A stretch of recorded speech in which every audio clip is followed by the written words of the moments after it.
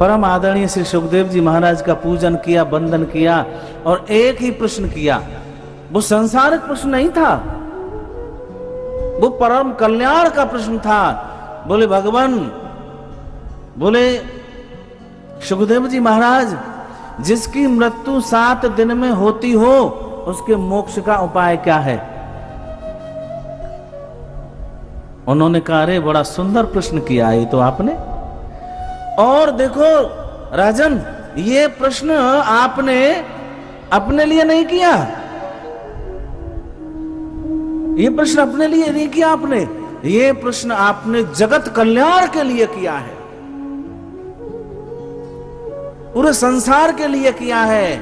बोलो 7 दिन में जिसकी मृत्यु होती हो उसके मोक्ष का क्या उपाय है? उसको मोक्ष कैसे मिलेगा? बोले सभी की मृत्यु तो 7 दिन में होती है, 8वां दिन तो होता ही नहीं। यदि राजा परीक्षित, यदि परम आदरणीय श्री सुखदेव जी महाराज से ये कह देते कि महाराज मेरी मृत्यु को टाल दो, तो इतनी क्षमता रखते थे सुखदेव स्वामी, मृत्यु को टाल सकते थे। लेकिन उन्होंने मृत्यु टालने की नहीं कहा, उन्होंने कहा 7 दिन में जिसकी मृत्यु होती हो उसको मोक्ष कैसे मिले। सज्जनों, 4 युग हैं, सतयुग, त्रेता, द्वापर, कलयुग। सतयुग में इस मानव की उम्र 1 लाख वर्ष की होती थी। कितने वर्ष? 1 लाख वर्ष। सतयुग के बाद त्रेता आया, महाराज 10,000 वर्ष की उम्र रह गई। द्वापर आया, 1,000 वर्ष की उम्र रह गई। कलयुग आया तो 100 वर्ष की उम्र रह गई। और 100 वर्ष में भी रात और दिन मिला करके 50 वर्ष तो हम सोने में ही खो देते हैं, केवल 50 वर्ष बचे।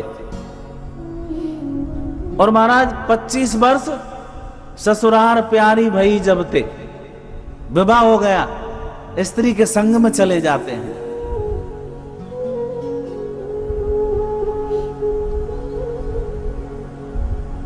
एक परम आदरणीय संत ने कहा, भैया सुनो, भजन किया करो।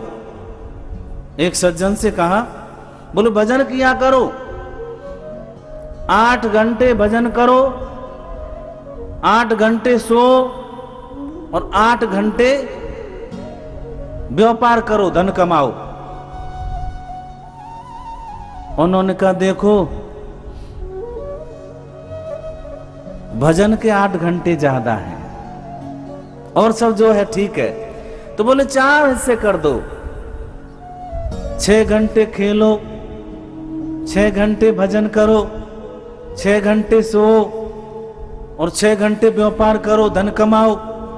बोले देखो सोने में तो पहले ही कम थे और धन कमाने में भी कम थे, खेलने में तो चलो चलेगा, लेकिन भजन में 6 घंटे अभी भी ज्यादा हैं।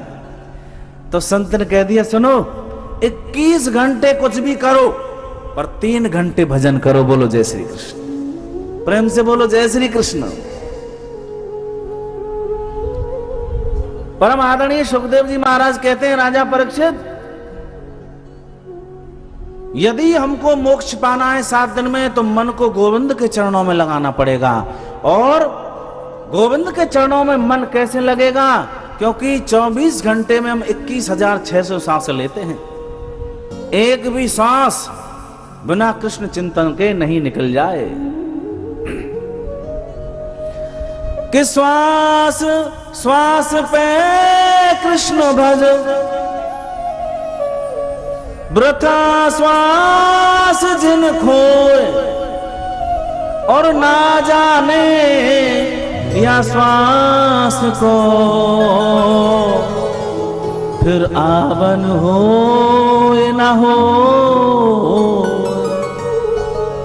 कोई पता नहीं किस क्षण ये श्वास निकल जाए, इसलिए 24 आवर्स कृष्ण चिंतन करते रहो।